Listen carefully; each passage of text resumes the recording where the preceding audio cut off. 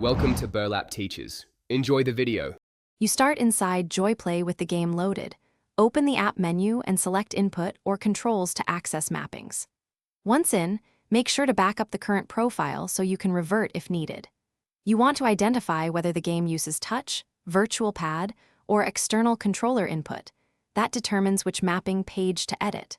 Now tap the mapping area for the control type you'll change so the editor opens and you can assign buttons precisely.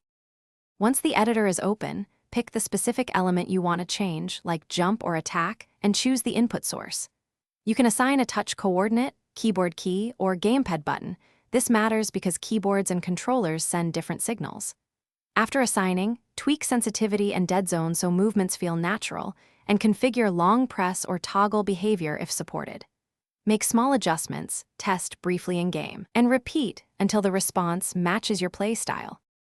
Save the profile and test the game to confirm mappings act as intended. Play a short sequence that uses all remapped controls. If something behaves oddly or overlaps, restore the backup and rebind only the problematic inputs to avoid conflicts. If an external controller doesn't register, toggle its connection, disconnect USB or Bluetooth, then reconnect, and rebind buttons after Joiplay recognizes it. If lag persists, lower sensitivity or increase dead zone. That often Thanks for watching. Consider subscribing if this video helped you.